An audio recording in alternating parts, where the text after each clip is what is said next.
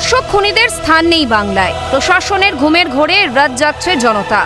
রাত দখলের প্রারম্ভেই উত্তর 24 পরগনার নৈহাটিতে হামলার অভিযোগ।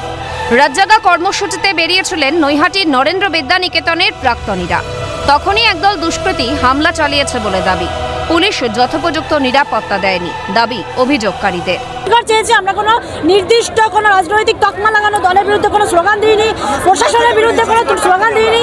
আমরা সবাই প্রাক্তনীরা বেরিয়েছি আজকের দিনে, কোনো নির্দিষ্ট রাজনৈতিক দল থেকে বেরোনো হয়নি। আপনাদের পুরোটাই অরাজনৈতিক।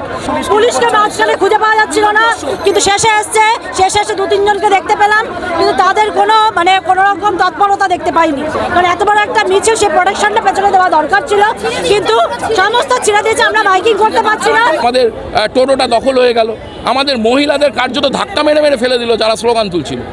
আমি এখানে সরাসরি আমি বলছি, যিনি প্রাক্তন পরিবহন মন্ত্রী ছিলেন নৈহাটির, তার মেয়ের নেতৃত্বে, তার জামাই এবং সিপিএমের যিনি আঞ্চলিক যিনি এখানে লোকাল কমিটির সেক্রেটারি আছে, তাদের নেতৃত্বে আমাদের টোটোটা যখন দখল হয়েছিল। মিছিল ঠিক এই রামকৃষ্ণ মোড় থেকে যখন আসছিল, হঠাৎ করে সেই মিছিলের ভিতরে কিছু দুষ্কৃতী প্রবেশ করে এবং এই যে ছাত্রছাত্রীরা সব দাঁড়িয়ে আছে, এই ছাত্রকে রীতিমতো জামা প্যান্ট ছিঁড়ে এবং বেধড়ক মারধর করে। জানি না, প্রচুর গোলযোগ সৃষ্টি হয়েছিল। তার মধ্যে আমাকে কিছু লোক ধরে ভিড়ের মধ্যে ফেলিয়ে খুব মারধর করা হয়। আমার ফোন ছিনিয়ে নেওয়া হয়, আমার গলায় একটা চেন ছিল, সেই চেনটা ছিনিয়ে নেওয়া হয়। কাউন্সিলর, মহিলা কাউন্সিলর কাজল দে, সে ওখানে উপস্থিত ছিল। আমরা হাত জোড় করেছি যে কাকিমা, বাচ্চা ছেলেমেয়েগুলো আছে, ছেড়ে দাও। 14ই আগস্ট রাত দখলে আরজিকর হাসপাতালে হামলা। 4 সেপ্টেম্বর রাত দখলে কোচবিহারের প্রতিবাদে তৃণমূলী হামলার অভিযোগ। গণতান্ত্রিক রাষ্ট্রের অন্তর্গত রাজ্যে কেন প্রতিবাদে অনীহা?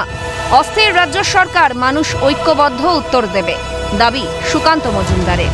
যত সময় যাচ্ছে তত রাজ্য সরকার এবং তৃণমূল কংগ্রেস বিশেষ করে তত বেশি অস্থির হয়ে উঠেছে এবং তত বেশি সহনশীলতা তাদের কমে যাচ্ছে। সেই জন্য বারবার এরকম মানুষের উপর অ্যাটাক করছে। মানুষের উত্তর দিয়ে দেবে, সময় এলে মানুষই এর ঐক্যবদ্ধ উত্তর দেবে।